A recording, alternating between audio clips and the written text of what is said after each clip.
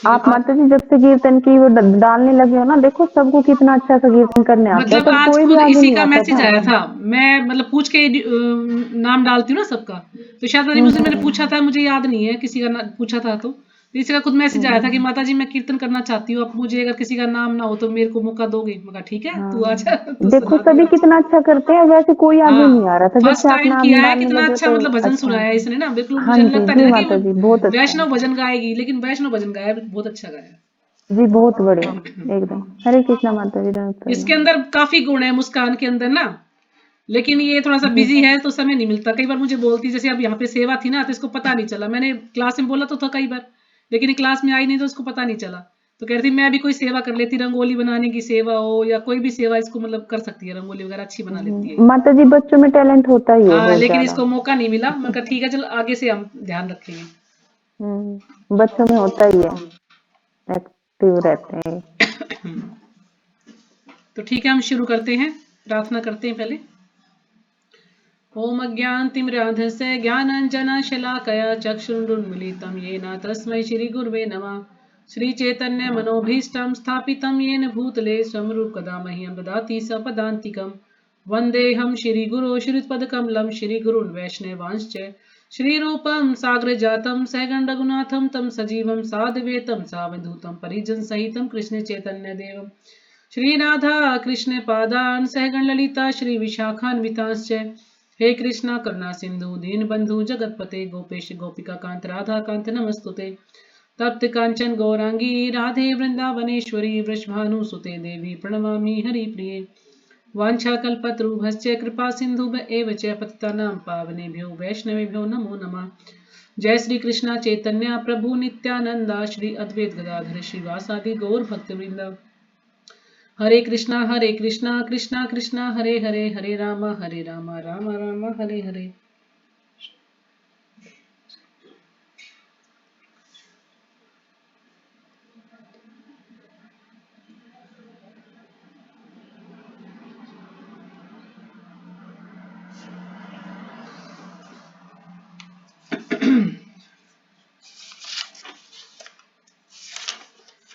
तो क्लास के बाद ना 5 मिनट हम ऐसा भी रखें कि उसमें जो भी आज हमने सुना है पढ़ा है तो उस पर भी डिस्कशन हो, सब बताए भी किसको क्या समझ में आया या किसको क्या समझ में नहीं आया, तो कुछ भी आप उसमें बता सकते हैं, जो भी आपको समझ में आया हो, कोई भी लाइन समझ में आई हो तो कोई सब मतलब बोल सकते हैं। 5-10 मिनट के लिए हम रख सकते हैं ऐसा, ताकि सबको बोलने का मौका मिलेगा कि आज अब क्लास में क्या सुना हमने, क्या हमें अच्छा लगा। जी माता जी बहुत अच्छा है आपका ये। इससे क्लास नौ माता जी बजे विराम करके 15 मिनट इसका कर लो। हाँ हाँ। इससे माता जी ये पता चल जाएगा कि कौन सो रहा था और कौन जग रहा था। हाँ ये भी पता चल जाएगा, और थोड़ा आपको समझ भी आएगा ना, ये भी रहेगा, आपको याद भी हो जाएगी आज हमने वास्तव में क्या पढ़ा है क्लास में, ये भी याद होगा। तो 9 बजे तक क्लास करेंगे हम, उसके बाद 10 मिनट रखेंगे हम, 10 मिनट में आप सब अपना अपना जो है बताना कि किसको क्या अच्छा लगा उसमें, ठीक है। तो आज हम करेंगे अध्याय 2 भौतिक दलदल से उद्धार, और मैंने इसका पीडीएफ भेज दिया था कल परसों जब क्लास हुई थी, तो आप उसमें से पढ़ सकते हैं, जिसके पास बुक नहीं है पीडीएफ खोल सकते हैं आप व्हाट्सएप पे। तो वैष्णव सदैव सोचता रहता है कि पतित बद्धजनों को किस तरह उबारा जाए। तो कल आदिला माता जी ने जैसे कि इसमें आपको बताया था ना, कहाँ से पढ़ा था उन्होंने, माया के बारे में बताया था है ना, कि कितनी हम जो है गाड़ियां बना रहे हैं, ये बना दिया वो बना दिया, मतलब ये दिखाने के लिए भी हम बहुत सुखी हो जाएंगे इस चीजों से ना। जितनी भी ये जो भी आजकल की मशीन है या बड़ी बड़ी कारें हैं, बड़े बड़े मकान बना रहे हैं, या कोई भी हम चीजें बनाने का प्रयास करते हैं, जैसे कपड़े धोने की मशीन आ गई है, गैस आ गई है, बिजली की काफी सारी चीजें हैं। पहले लोग चूल्हे पे काम करते थे है ना, बैलगाड़ी से जाते थे, यात्रा करनी होती या पैदल जाते थे। तो कितनी मतलब विज्ञान ने तरक्की की है, लेकिन क्या इससे हम सुखी हो पाए हैं? जितनी भी ज्यादा चीजें हमारे पास हैं, सुविधाएं, उससे हम और दुखी होते हैं है ना। पहले इतना किसी को इतना धन कमाने की आवश्यकता नहीं थी, क्यों? क्योंकि गाड़ियां नहीं थी, तो पेट्रोल की दिक्कत नहीं थी। फिर उनकी जो है सर्विस कराओ, ये कराओ। जैसे बिजली है, जैसे वो व्यक्ति आश्रय वैश्य महाराज कहते हैं कि एक चटाई हो, उस पर सो जाओ और एक प्रभा जी बोलते थे कि थोड़ी सी भूमि हो और एक गाय हो तो इंसान अपना गुजारा कर सकता है आराम से। लेकिन आजकल ये दूसरे देशों को देख देख के जितनी चमक दमक की चीजें आ गई हैं कि भाई इससे ज्यादा सुखी हो और ज्यादा दुखी हो गए हम। लोगों को और ज्यादा कठोर परिश्रम करना पड़ रहा है। पहले एक जेंट्स जो है कमाता था तो परिवार चलता था, लेकिन अब दोनों कमाते हैं तो भी कम पड़ता है। क्यों? क्योंकि अब आजकल लोगों की इच्छाएं ज्यादा बढ़ गई हैं, सुख सुविधाएं की ज्यादा इच्छा हो गई है। कोई भी काम करके खुश नहीं है, सब कुछ मशीनों से काम हो रहा है। कोई भी जिसके घर में देखो या तो काम वाली लगी है या फिर मशीनें हैं, आटा भिगोने की मशीन है, रोटी बनाने की मशीन है, कपड़े धोने की मशीन है, तो कुछ काम करना ही नहीं पड़ता। तो इससे और ज्यादा काम घटा नहीं है, और ज्यादा बढ़ गया है, और ज्यादा लोग जो है बीमार रहने लगे हैं इसके कारण से। तो आज हम उसे आगे पढ़ते हैं।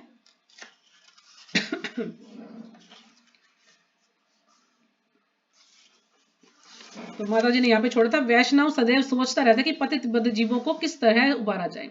तो वैष्णव के बारे में बताया था उन्होंने, जैसे प्रहलाद महाराज का उदाहरण था। प्रहलाद महाराज क्या कह रहे थे कि मैं अपने लिए चिंतित नहीं हूं। क्यों? क्योंकि मैं तो भक्ति में लगा हुआ हूं, मैं तो भगवान का नाम ले रहा हूं, तो मेरा तो उद्धार हो जाएगा। लेकिन मैं उन लोगों के लिए चिंतित हूं जो कि भक्ति नहीं करते हैं, भगवान का नाम नहीं लेते हैं। क्योंकि जो वैष्णव होता है ना, वो औरों के लिए चिंतित रहता है, औरों के दुख में दुखी होता है। अगर किसी को दुखी देखता है तो वो खुद दुखी होता है। वो सोचता है कि कैसे इन लोगों को इससे भौतिक संसार से बाहर निकाला जाए, कैसे इनका उद्धार किया जाए। तो इस प्रकार से वो औरों के बारे में सोचता है, अपनी चिंता नहीं करता, जो एक शुद्ध वैष्णव होता है। तो आज भी हम वैष्णव के बारे में पढ़ेंगे। जो हमारे जो षड गोस्वामी है, 6 गोस्वामी है, उनके बारे में आज का जो है प्रसंग षड गोस्वामी के बारे में है कि वैष्णव सदैव सोचता रहता है कि पतित बद्ध जीवों को किस तरह उबारा जाए, और ऐसा करने के लिए वह सदैव योजनाएं बनाने में व्यस्त रहता है ना, अलग अलग योजनाएं बनाने में व्यस्त रहता है कि किस प्रकार से बद्ध जीवों का उद्धार किया जाए। भगवान श्री चैतन्य महाप्रभु के प्रमुख शिष्य गोस्वामी गण ऐसे ही वैष्णव थे जिनका वर्णन श्रीनिवास आचार्य ने इस प्रकार किया है। तो जो चैतन्य महाप्रभु के जो प्रमुख शिष्य थे गोस्वामी, 6 गोस्वामी, तो श्रीनिवास आचार्य ने उनके बारे में यहाँ पर उनका वर्णन किया है, यहाँ पर बताया है उनके बारे में। ये आप जैसे सुबह पढ़ते होगे ना, जब आरती वगैरह करते तो उसके बाद ये षड गोस्वामी अष्टकम भी है ना, ये पढ़ते हैं उसमें। तो उसी का श्लोक है ये, नाना शास्त्र विचार नये कणि कनि पुणौ धर्म संस्थापको लोकानाम हितकारिणो त्रिभुवने मान्यो शरणाय करो राधा कृष्ण पदारविंदे भजनानंदेन मतालिको वंदे रूप सनातनो रघुयुगो श्री जीव गोपाल को। 6 गोस्वामी श्री सनातन गोस्वामी, ये हमारे 6 गोस्वामी हैं, आप इनके नाम भी याद रख सकते हैं। श्री सनातन गोस्वामी, श्री रूप गोस्वामी, श्री रघुनाथ भट्ट गोस्वामी, श्री रघुनाथ दास गोस्वामी, श्री जीव गोस्वामी तथा श्री गोपाल भट्ट गोस्वामी समस्त मानव जाति के कल्याण के लिए सनातन धर्म की स्थापना करने के उद्देश्य से सर्व शास्त्रों का सूक्ष्म अध्ययन करने में अति निपुण थे। वे सदैव गोपी भाव में निमग्न रहते हैं एवं राधा तथा कृष्ण की दिव्य प्रेम भक्ति में लगे रहते हैं। तो ये चैतन्य महाप्रभु के पार्षद हैं, और इन्होंने चैतन्य महाप्रभु ने इनको ही ये सेवा दी थी कि जो वृंदावन के जो लीला स्थली हैं जो कि अब नहीं दिखाई दे रही है, उनको ढूंढने का कार्य इन गोस्वामियों को ही सौंपा था चैतन्य महाप्रभु ने। तो इन्हीं गोस्वामियों ने सारी लीला स्थलियों को ढूंढा था और फिर इनको दोबारा से स्थापित किया था।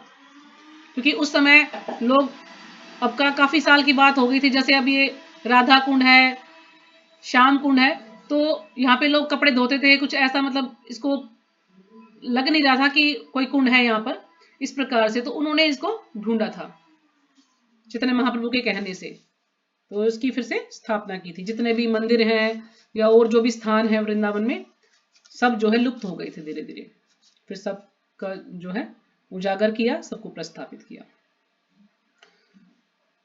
और ये जो जितने भी गोस्वामी सब गोपी भाव में निमग्न रहते हैं और राधा तथा कृष्ण की दिव्य प्रेम भक्ति में लगे रहते हैं। मतलब इस प्रकार से ये भक्ति करते हैं भगवान की कि इन्हें कोई चिंता ही नहीं है कि कोई आ रहा है, कोई जा रहा है, कोई चिंता नहीं है। एक बार शायद रूप गोस्वामी की घटना है ये, कि रूप गोस्वामी इतना जो है भगवान के नाम में मग्न थे, भगवान का नाम ले रहे थे, कि उनको कुछ भी आभास नहीं था कि कोई आया है उनके पास। जैसे कोई शेर वहां पर घूम रहा था, तो भगवान तो जानते कि ये मेरे नाम में व्यस्त है, तो भगवान वहां पर डंडा लेके खड़े हो गए कि कभी शेर इसको परेशान ना करे। और उनको धूप लग रही थी, तो राधा रानी ओढ़ना लेके खड़ी है उनके ऊपर कि उनको धूप ना लगे। तो वो तो ध्यान में मग्न थे, उन्होंने ध्यान नहीं किया।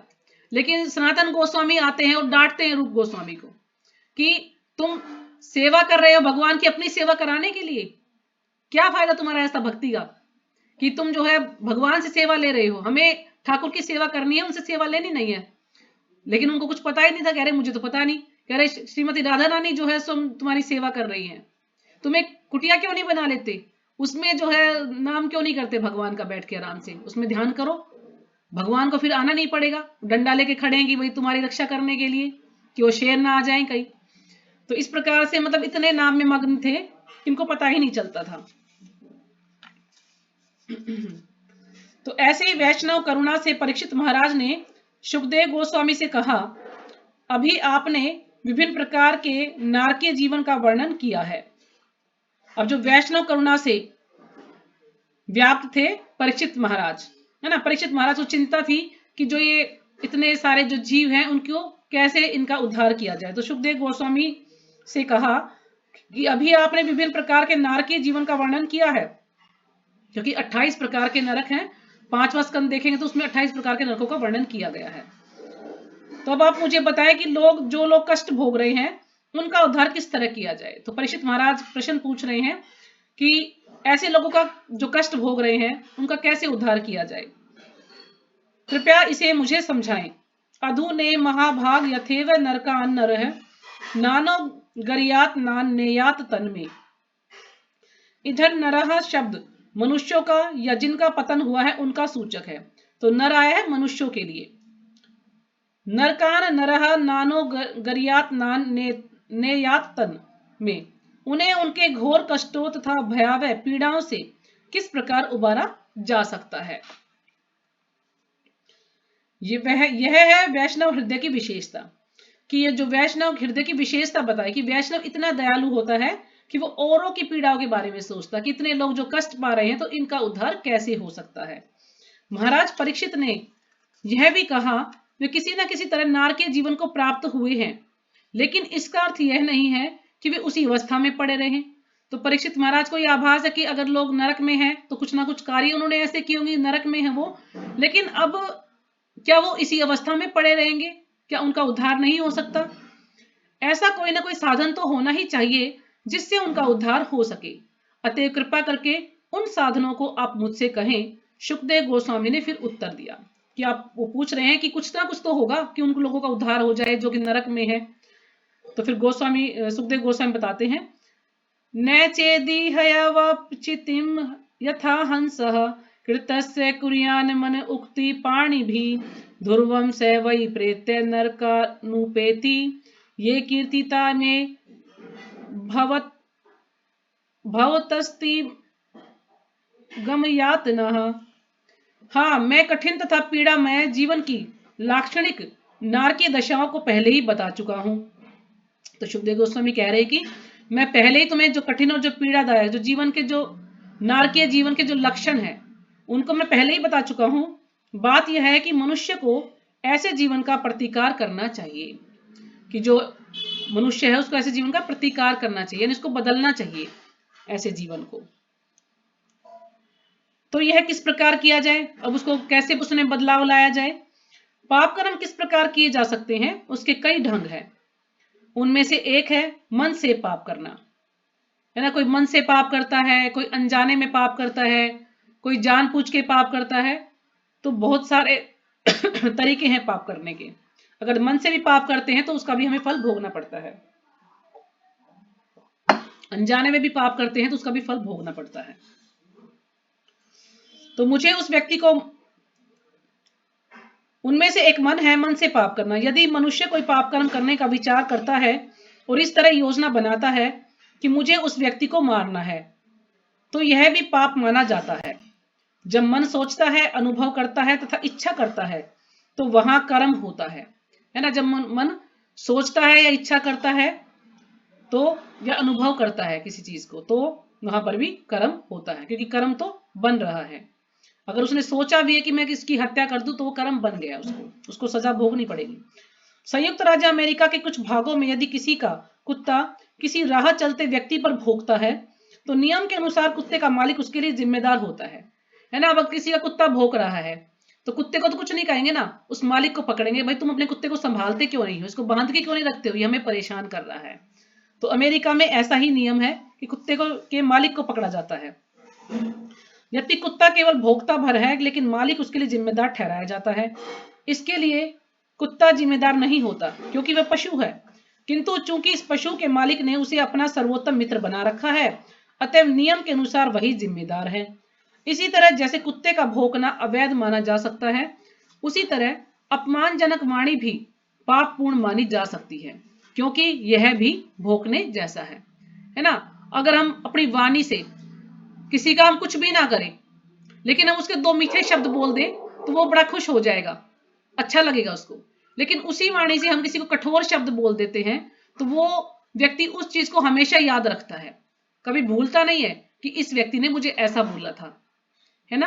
आप सबको अनुभव होगा, मान लीजिए पति पत्नी की लड़ाई हो जाए और उसमें जब कहते हैं लड़ाई होती तो कोई कुछ ना कुछ गाली देता है, कोई सुहाली तो नहीं देता, ये कहावत सुनी होगी आपने। तो भले कोई बात निकल जाए तो पति तो भले ही भूल जाएगा लेकिन पत्नी कभी नहीं भूलती, उसको याद रहती कि आपने उस दिन मुझे ये कहा था, मेरे को आज भी याद है, आपने इतने साल पहले मुझे ये बोला था, मुझे आज भी याद है ना। तो कई बार हम अपनी वाणी से कटु वचन बोल देते हैं तो उसको वो याद रहता है। तो इसलिए हमें कोई किसी को कुछ भी बहुत ध्यान पूर्वक बोलना चाहिए, किसी को हमारी बात बुरा ना लगे, इस तरह से बोलना चाहिए। आशय है कि पापपूर्ण कई तरह से किए जा सकते हैं। कोई उनके विषय में सोच सकता है, कोई पापपूर्ण बोल सकता है या कोई वास्तव में पाप कर सकता है। तो 3 प्रकार से बताए हैं कि पाप कर्म कई तरह से किए जाते हैं। या तो हम किसी के बारे में कुछ सोच सकते हैं, बुरा सोच सकते हैं किसी के बारे में, या हम किसी को गलत बोल सकते हैं, या फिर वास्तव में हम पाप कर ही डालते हैं, है ना, पाप कर सकते हैं। तो प्रत्येक दशा में ये पापपूर्ण कृत्य माने जाते हैं। तो चाहे कोई भी दशा हो लेकिन पाप तो पाप ही है। ध्रुवम स वै प्रेत्य नरकान उपेति, ऐसे कर्मों के लिए मनुष्य को दंड भोगना पड़ता है। तो लोग अगले जन्म में विश्वास नहीं करते क्योंकि वे व्यर्थ की झंझट तथा दंड से बचना चाहते हैं। अब कुछ लोग पुनर्जन्म में विश्वास नहीं करते कि हमें क्या पता अब जन्म होगा नहीं होगा, पता नहीं कहाँ होंगे, जो कुछ करना है कर लेते, कौन देख रहा है हमें, है ना। कुछ लोगों की ये सोच है, लेकिन उनको ये नहीं पता कि जो भगवान है वो सबको देख रहे हैं। हमें तो नहीं पता चलता लेकिन भगवान को सब कुछ पता है, सबका बिल्कुल एक एक मिनट का हिसाब है, एक एक सेकंड का हिसाब है कि उसने उस समय क्या कार्य किया था, उसने क्या मन में सोचा था। भगवान के पास सबका जो है पूरा वीडियो होता है, भगवान के पास सबका जो है वही खाता होता है कि इसने क्या किया है किस समय। लेकिन अगले जन्म से बचा नहीं जा सकता।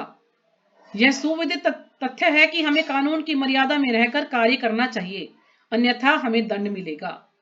तो ये सत्य है कि यदि हम मर्यादा में रहकर कार्य नहीं करेंगे, कोई भी गलत कार्य करेंगे तो हमें उसका दंड भोगना पड़ेगा।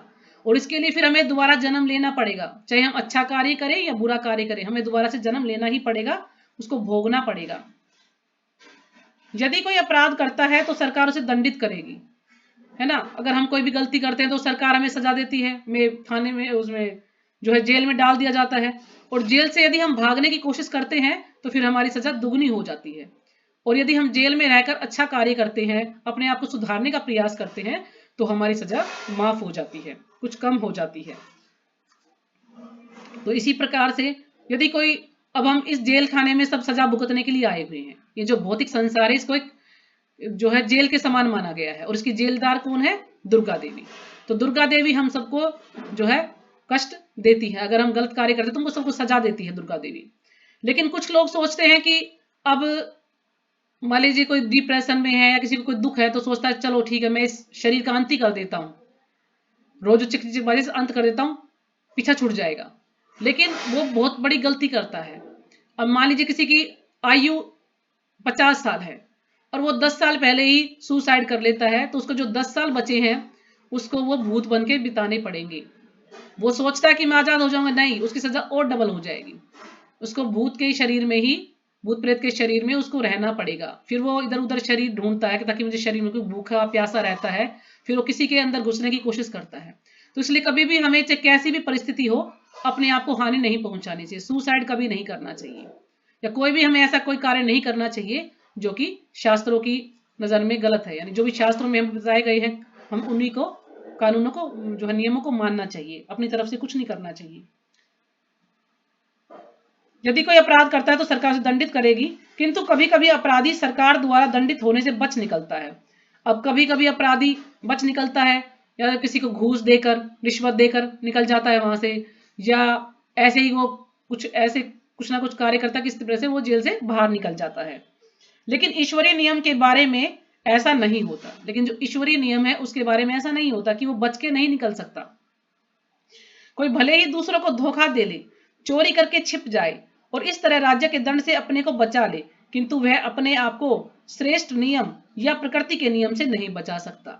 कि यहां से तो बच जाएगा, लेकिन जब भगवान के पास जाएगा तो वो नहीं बच सकता।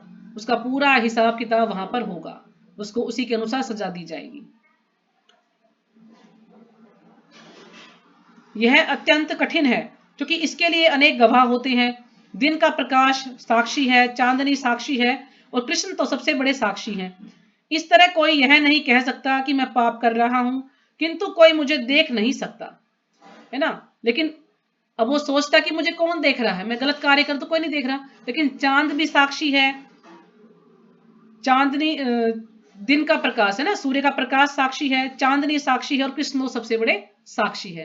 जैसे कृष्ण साक्षी है, उसके बारे में हमने पहले कथा भी पढ़ी थी उसमें राजविद्या में, कि किस प्रकार से भगवान उसकी साक्षी देने के लिए आए थे, बताने आए थे कि हाँ ये बात हुई थी। जब वो ऋषि जो है अपनी बेटी का विवाह नहीं कर रहा था, तो उन्होंने कहा भगवान को बुला कर लाए थे वो जो भक्त थे, और फिर भगवान ने वहां पर साक्षी दी थी कि हाँ ये बात हुई थी। तो इसी प्रकार से जैसे एक बार द्रोणाचार्य ने भी अपने जितने भी शिष्य थे, कौरव पांडव, सबको ये कहा था, कुछ खाने की वस्तु दी थी शायद उनको, कि भाई आप इसको जब कोई आपको ना देखे तब आपको इसे खाना है, कुछ ऐसा ही था मेरे ख्याल में। अगर किसी को अच्छे से याद हो तो बता सकता है। तो लेकिन सबने वो चीज खाई और फिर आपने अपना जो है बताया, लेकिन जो युधिष्ठिर महाराज थे उन्होंने नहीं खाया। उन्होंने कहा कि मैं कोई नहीं था, लेकिन मैं तो अपने आप को देख रहा हूं ना, या ऊपर से भगवान तो देख रहे हैं ना, कुछ ऐसा उन्होंने जवाब दिया था उस समय। तो यानी हम सोचते कि कोई नहीं देख रहा, लेकिन भगवान तो सबको देख रहे हैं। तो हम घर वालों से, आस पड़ोस वालों छिप सकते हैं, लेकिन हम भगवान से नहीं छिप सकते। कोई भी गलत कार्य करें तो भगवान हमें देख रहे हैं साक्षी रूप में।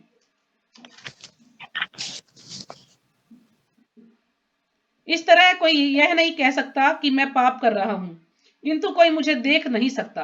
कृष्ण सबसे बड़े साक्षी हैं, क्योंकि वे हृदय में विराजमान हैं। न केवल वे मनुष्य के सोचने तथा करने को देखते हैं, अपितु वे जीव को इसकी सुविधा भी देते हैं।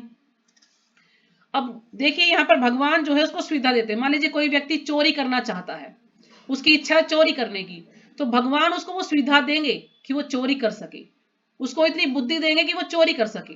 क्यों? क्योंकि उसको चोरी करना है, जीव ने इच्छा की है। अब कोई कहे कि भगवान को पता था चोरी करे तो भगवान ने रोका क्यों नहीं? नहीं, भगवान ने हमें अल्प स्वतंत्रता दी है, हम अपनी इच्छा कर सकते हैं। अगर हम भक्ति करना चाहते हैं, हम भगवान का नाम लेना चाहते हैं, तो भगवान हमें फिर उस हिसाब से हमें बुद्धि देंगे कि हम भगवान का नाम जप ले, या फिर हमें ऐसी सुख सुविधाएं देंगे कि हम अच्छे से भगवान का नाम ले पाए।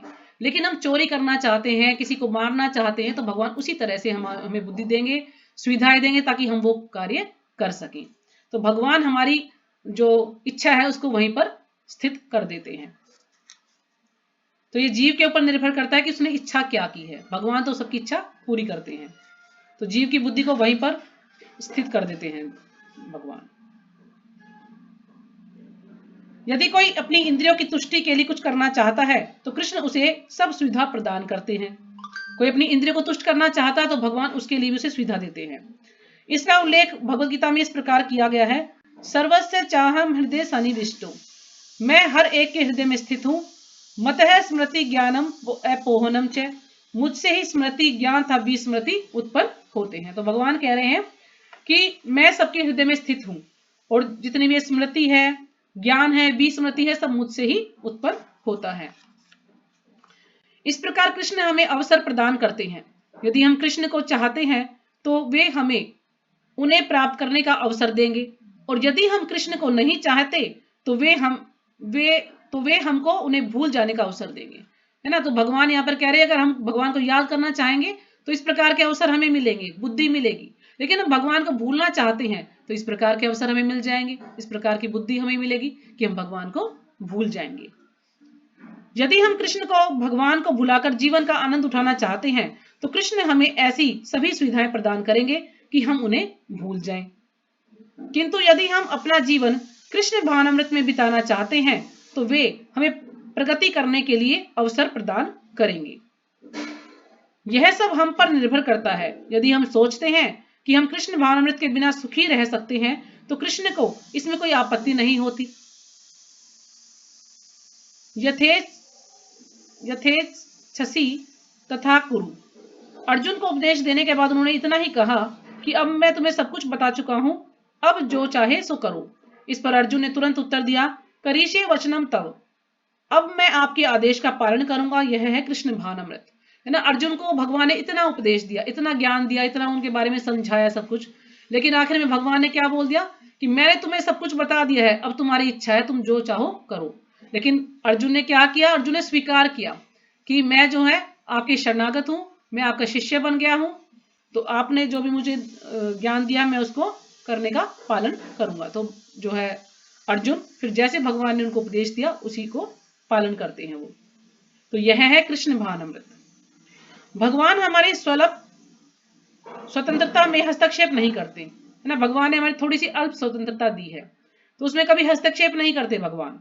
यदि हम भगवान के आदेशानुसार कर्म करना चाहते हैं तो वे हमारे सहायक बनेंगे।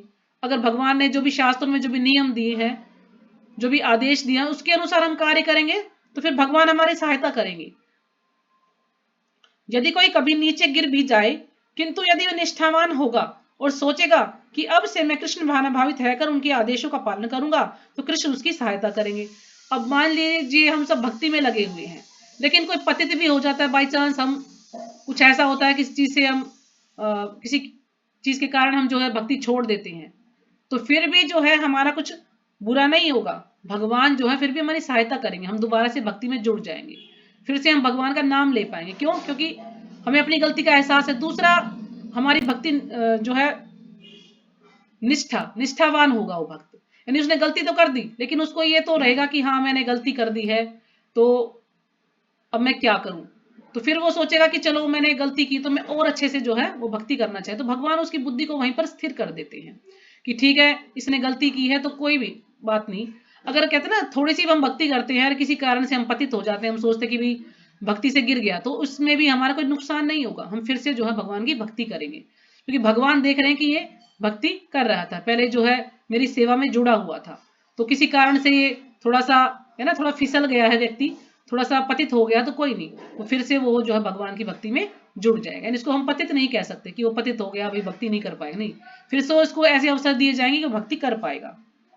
तो भगवान कह रहे हैं ना कि यदि कोई कभी नीचे गिर भी जाए किंतु वह निष्ठावान होगा और सोचेगा कि अब से मैं कृष्ण भावनाभावित रहकर उनके आदेशों का पालन करूंगा तो कृष्ण उसकी सहायता करेंगे, क्योंकि उसको यह आभास होता है ना कि उसने हाँ गलती की है, तो फिर भगवान उसको अवसर देते हैं। सभी तरह से चाहे कोई गिर भी क्यों न जाए उसे क्षमा किया जाएगा और अधिक बुद्धि दी जाएगी। यह बुद्धि कहेगी ऐसा मत करो, अब अपना कर्तव्य करो, तो उसको ऐसी बुद्धि दी जाएगी ताकि उसको ये समझ होगी कि नहीं नहीं तुम ये कार्य गलत कर रहे हो, नहीं इसको मत करो,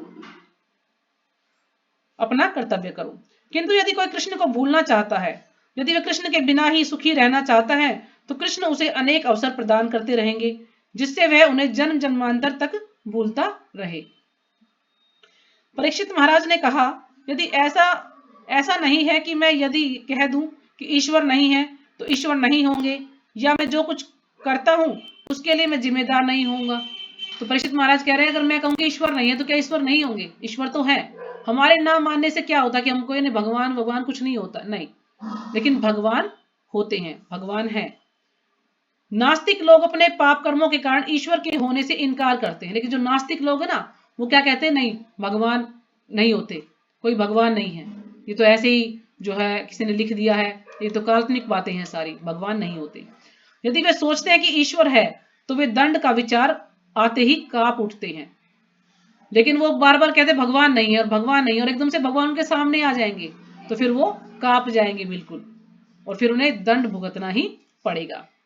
क्यों? क्योंकि भगवान को बार बार कहते भगवान नहीं है, भगवान नहीं है, भगवान से ईर्ष्या करते हैं, लेकिन फिर भगवान जैसे ही आते हैं तो उनको दंड देते हैं, तो फिर वो कांपते हैं कि अरे हमने तो ऐसा बोल दिया था, अब जो है दंड मिलेगा उनको। इसलिए वे भगवान के अस्तित्व से इनकार करते हैं। जैसे अब खरगोश का उदाहरण दे रहे हैं प्रभा जी यहाँ पर, कि जब खरगोश पर बड़े पशु आक्रमण करते हैं तो वे अपनी आंखें बंद करके सोचता है अब मैं मारा जाने वाला नहीं। जब कोई बड़ा पशु उसके पास आता है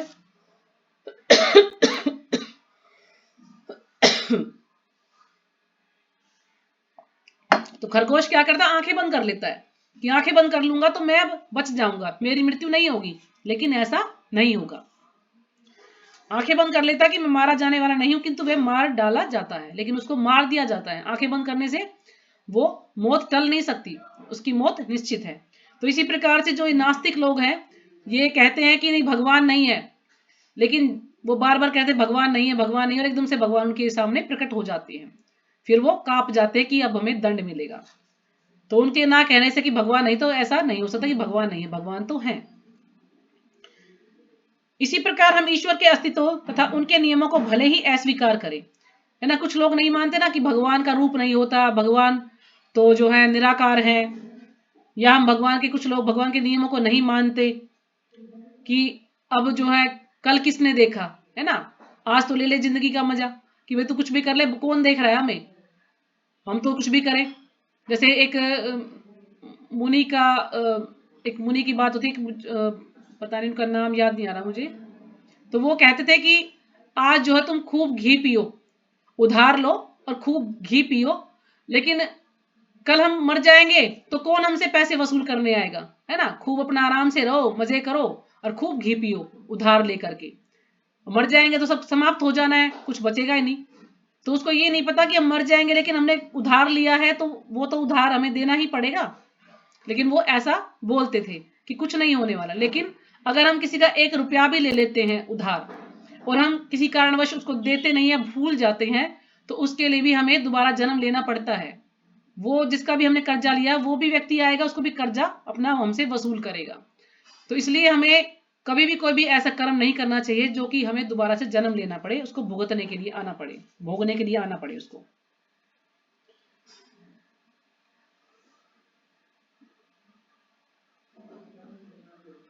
इसी प्रकार हम ईश्वर के अस्तित्व तथा उनके नियमों को भले ही अस्वीकार करें, लेकिन फिर भी ईश्वर तथा उनके नियमों का अस्तित्व होता ही है। उच्च न्यायालय में कोई यह कह सकता है कि मैं सरकार के कानून को नहीं मानता, लेकिन उसे सरकारी कानून मानने के लिए बाध्य किया जाएगा। अब कोई व्यक्ति कहे कि मैं कानून को नहीं मानता, लेकिन सरकार उसको बाध्य करेगी, मजबूर करेगी कि उसको वो कार्य करना ही पड़ेगा, उसको नियम को मानना ही पड़ेगा उसको। लेकिन उसे सरकारी कानून मानने के लिए बाध्य किया जाएगा। यदि कोई राज्य के नियमों को अस्वीकार करता है तो उसे कारागार में डाल दिया जाएगा और यथेष्ट दंड दिया जाएगा। अगर वो अस्वीकार करता है तो उसे जेल में डाल दिया जाएगा, उसे दंड भी दिया जाएगा। इसी प्रकार मूर्खतावश भले ही मनुष्य ईश्वर के अस्तित्व से अनेक प्रकार से इनकार करें, है ना। जो मूर्ख लोग हैं वो इनकार करते हैं कि नहीं भगवान नहीं है, कि जैसे कि ईश्वर नहीं है या मैं ईश्वर हूं, अपने आप को ईश्वर मान लेते हैं, है ना। कुछ लोग ऐसे हैं जो क्या कहते हैं मैं ईश्वर हूं। जैसे जो आजकल के जो कुछ पाखंडी लोग भी हैं जो साधु का वेश धारण किए हुए हैं, लेकिन अपने आप को भगवान मानते हैं कि नहीं हम ही भगवान हैं, लेकिन वो भगवान नहीं है। अगर ऐसा कोई व्यक्ति मिले कि भगवान अपने आप को भगवान बताए तो उसको क्या कहना चाहिए कि भाई तुम ठीक है भगवान हो तो विश्व रूप दिखाओ, विराट रूप दिखाओ और ये गोवर्धन पर्वत को उठा करके दिखाओ, तब हम मानेंगे आप भगवान हो। तो ऐसे बहुत से लोग हैं जो भगवान बनने का ढोंग करते हैं और जो भोली भाली जनता है उनको अपने चंगुल में फंसा लेते हैं। कुछ थोड़ा सा चमत्कार दिखाएंगे और उनको विश्वास हो जाएगा हाँ भाई ये भगवान है, ये सही बता रहा है सारी बात, भगवान कोई नहीं होता। लेकिन अंतोगत्वा वह अपने अच्छे तथा बुरे समस्त कर्मों के लिए जिम्मेदार होता है। लेकिन अगर वो अच्छे कर्म कहेगा कि भगवान नहीं है मैं भगवान हूं, तो उसको क्या है, उसको ये कर्मों का फल भुगतना ही पड़ेगा। वो अच्छे कर्म करे या बुरे कर्म करे उसको फल भोगना ही पड़ता है। वो खुद जिम्मेदार होता है अपने गलत कार्यों के लिए। कर्म के नियम के अनुसार यदि हम उचित ढंग से कर्म करें और पुण्य कर्म करें तो हमें सौभाग्य प्राप्त होता है, और यदि हम पाप कर्म करते हैं तो हमें कष्ट उठाना पड़ता है। अगर हम अच्छे कर्म करते हैं तो हमें सौभाग्य प्राप्त होता है, लेकिन हम बुरे कर्म करते हैं तो हमें कष्ट उठाना पड़ता है। जैसे कि आपने धृतराष्ट्र का उदाहरण ले सकते हैं कि धृतराष्ट्र के कितने 100 पुत्र मारे गए, तो उनका कर्म ही तो था, तब उनके 100 पुत्र मारे गए। और जैसे भीष्म पितामह को तीरों की शैया पर लेटना पड़ा, तो ये भी उनके कर्म थे, है ना। किस प्रकार से पता नहीं चलता ना कौन सा कर्म किस जन्म में हमें भुगतना पड़ेगा। इंसान तो करके खुश हो लेता है कि हमें कौन देख रहा है, हम तो मर जाएंगे चले जाएंगे, कौन आएगा दोबारा से, क्या पता अब हम कहाँ होंगे। लेकिन भगवान को सब कुछ पता होता है, उसके अनुसार ही वो उसको कर्मों का फल भुगतना पड़ता है। तो इसलिए सुखदेव गोस्वामी कहते हैं तस्मात माता जी हाँ जी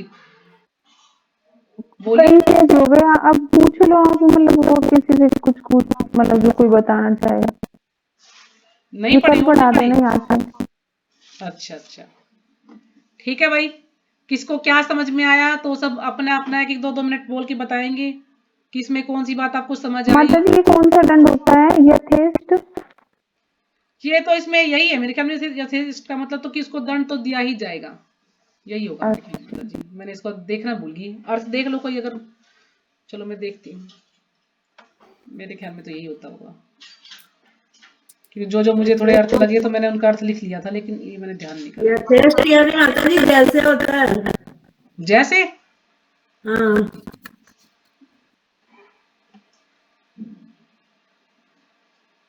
जैसा दंड दिया जाएगा, मतलब कुछ और होगा इसका अर्थ। देखो माता जी का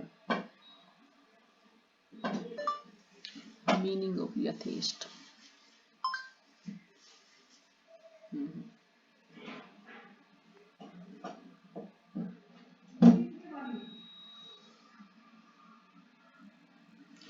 चलो आप सब बताइए अपना अपना कि आपको क्या इसमें अच्छा लगा, क्या समझ नहीं आया, तो आप बताइए, इतने में आपको देख के बता दूंगी इसका।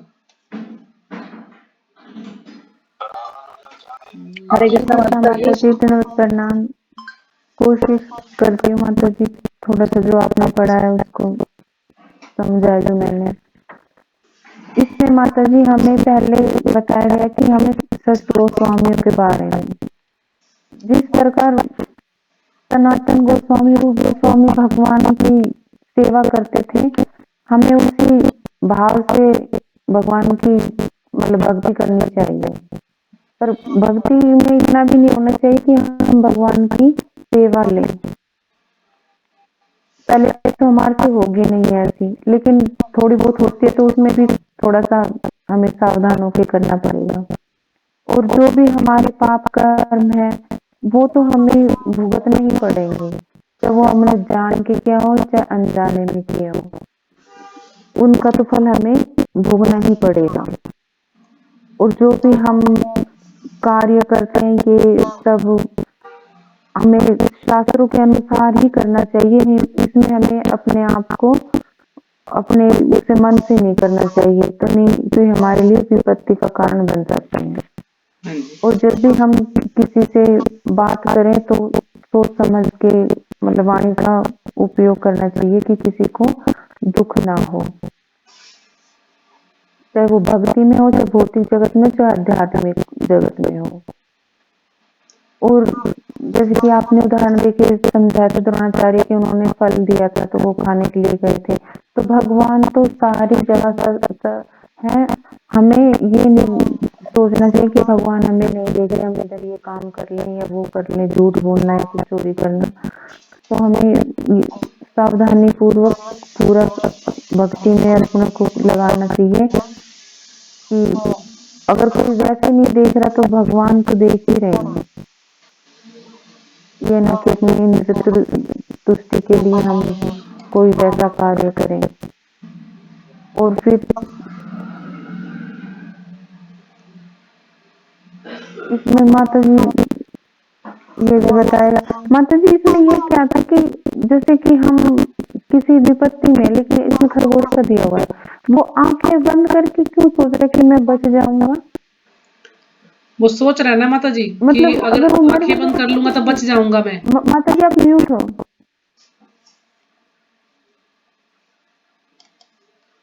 मतलब जब विपत्ति उसके सामने तो उसको देखना नहीं चाह रहा ना वो, वो सोचता है कि मैं आंख बंद कर लूंगा तो मैं बच जाऊंगा। जैसे जो इसमें जैसे नास्तिक हम लोग लोगों का होते उदाहरण हैं। दिया गया ना, नास्तिक लोग पाप कर्म करते हैं और सोचते हैं कि ईश्वर तो होता ही नहीं है, तो हम कितना ही पाप कर ले हमें कौन सजा देगा, तो हमारा कुछ होने वाला नहीं है। तो इसलिए खरगोश से उसकी तुलना की गई कि तुम आंख बंद कर लेगा खरगोश, कि विपत्ति उसके सामने आंख बंद करेगी बच जाऊंगा, लेकिन वो बचेगा नहीं। क्यों? क्योंकि जो जो भी कोई विपत्ति या बड़ा जो पशु उसको मार देगा। क्योंकि तो इसी प्रकार से जो नास्तिक लोग सोचते हैं कि भगवान नहीं है, लेकिन एकदम से वो कहते हैं भगवान नहीं है, भगवान, और एकदम से भगवान के सामने आ जाएंगे तो वो क्या करेंगे फिर? तो वो कांप जाएंगे। तो इसलिए उनको ये नहीं सोचना चाहिए कि भगवान नहीं है, भगवान तो है। मतलब वो सोचते कि हमने पाप कर्म कर लिया तो हमें कुछ नहीं मिलेगा, इसका कोई ना सजा नहीं मिलेगी, लेकिन सजा सबको मिलेगी। ऐसे आंखों पर पट्टी बांधने से ना कुछ नहीं होगा, कि हम आंखों पर पट्टी बांध ली कुछ नहीं हो सकता हमारा, हम कुछ भी करें। लेकिन भगवान के घर में कहना देर है अंधेर नहीं है, भगवान सबको देख रहे हैं। अगर हम यहाँ से किसी प्रकार से बच जाते हैं तो, लेकिन ऊपर जब जाएंगे तो भगवान हमें सजा देंगे, हम बच नहीं सकते उनके कानून से। तो जैसे आप ये पूछ रहे थे ना यथेष्ट, इसका है मतलब माता जी ये दिया है कि जितना जरूरी है, जितना दंड जरूरी उतना उसको दिया जाएगा। ठीक है, मतलब उसको जी कारागार में माता डाल जी, दिया जाएगा और धन्यवाद। यथेष्ट दंड यानी जितना जरूरी है उसको दंड दिया जाएगा। हाँ जी बोलिए। धन्यवाद माता जी बताने के। अब और कोई माता जी बताएं, हाँ थोड़ा जी बोलिए टाइम कविता माता कम है जी। ना। हाँ जी हरे कविता कृष्ण। माता जी, हाँ जी हरे कृष्णा बोलिए। हरे कृष्ण माता जी, दंडवत प्रणाम, सभी माताओं को दंडवत प्रणाम। इसमें माता जी पहले तो जो 6 गोस्वामी थे जो उनके बारे में बताया गया है कि वे जो श्री चैतन्य प्रभु थे उनके मुख्य शिष्य थे, और वे कैसे कैसे किस तरह से मतलब राधा रानी की कृष्ण भगवान की सेवा करते थे। मतलब थे कि वो सेवा करने में उनको ये भी ध्यान नहीं था कि तुम कहाँ बैठे हो, कैसे राधा रानी कर रहे हो, हमारी कौन सेवा कर रहा है। दूसरा इसमें परीक्षित महाराज इसका करुणा से लिया है कि वो इतने करुणा मैंने फैसला पकड़े कि उन्होंने अपनी परिस्थिति के सामने दूसरे दिखाई दे रही थी, दूसरे जो जो लोग हैं जो पाप करते हैं, वैसे जो नार की जीवन जी रहे हैं, उन लोगों के बारे में उनका बारे में सोच रहा है, उनका उद्धार कैसे होगा, किसके कैसे बहुत आगे से पाला जाए। और इसके बारे में बताया गया है कि अगर कोई मर्यादा में रह करके काम करता है तो बड़ी मर्यादा में, अगर कोई कृष्ण भावना वाला तो काम में रहेगा तो उसको मतलब बहुत आगे से भगवान से कर देंगे, बार बार वास्ते में तो मुझे दर्द मिलेगा ही। अगर कोई ये सोच रहा है कि मैं ये पाप कर रहा हूँ, जो कर रहा हूँ, बोल रहा हूँ, कोई देख रहा है, तो ये वो बिल्कुल गलत सोच रहा है। क्योंकि जो चार सारे ये सारी है, इनसे सबसे बड़ा प्रश्न भगवान से हमारे अंदर बैठा है, वो हमारी सब चीजों को नोटिस कर रहा है, हम क्या क्या कर रहे हैं, क्या सही सही है, सब चीजें देख रहा है, और रहा है कि भाई हाँ ये इसका ये पाप है, इसको सजा मिलेगी। और इसके बाद अगर कृष्ण भगवान जो है वो जो जीव है जो आता है उनके हिसाब से कार्य करता है, उनकी इच्छा जैसे जो 10 साल की ज्ञान दे दिया उसके बाद में लगा कि ठीक है जो इच्छा है वो कर ले, सही सही हमारी जो इच्छा होती है उसी के अनुसार भगवान हमें मौका दे। अगर हम कृष्ण भावना पर होना चाहते हैं वे हमें आगे बढ़ाने के लिए हमें मौका देंगे। अगर हम कृष्ण को भूलना चाहते हैं तो वे जन हमारा साथी देंगे भी, हम हर जन उसको भूलते चले जाएं। और जो नास्तिक लोग हैं जो पाप करते हैं और भगवान सोचते हैं कि कोई जन्म नहीं है, कोई भगवान नहीं है, तो सब कुछ ऐसा ही है चाहे है। और जब ये लगता है कि जैसे भगवान मानते हैं ऐसे तो इस चीज से वो अंदर अंदर कांप जाते हैं, कांप के भी हाँ ये तो गलत है, भगवान मानते हैं। तो ऐसे उनको पर जैसे वो बताया गया है। हरे कृष्ण माता जी। जी हरे कृष्णा। इतना मजा लगा माता जी बहुत बहुत बहुत अच्छा प्रयास है आप सबका। तो और भी कोई बोलना चाहेगा? आज कमलेश माता जी नहीं आई ना मेरे ख्याल में। कमलेश माता जी को। हाँ तो वो उनकी स्टोरियाँ याद रहती है, वो एक दो स्टोरी और बता देती है मुझे, उनको स्टोरियाँ बड़ी याद रहती है। तो आई नहीं आज कमलेश माता जी। तो और कोई कुछ बोलना चाहेगा? और किसको क्या समझ आया?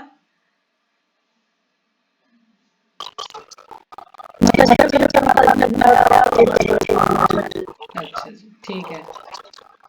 तो अभी और किसी को कुछ बोलना तो नहीं है, तो फिर यहीं पे विराम करें।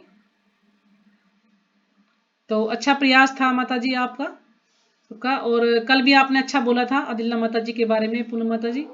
तो बहुत अच्छा प्रयास है, आप ऐसे ही जो है सब कोशिश कीजिए, तो अब और अच्छे से जो है बोल पाएंगे सब। ठीक है, तो फिर कल हम यहीं से पढ़ेंगे इसको, यहीं पे विराम करते हैं। 9:05 हो गई हैं। तो सबका बहुत बहुत धन्यवाद। वांछा कल्पतरुभ्यश्च कृपा सिंधुभ्येव च पतितानां पावनेभ्यो वैष्णवेभ्यो।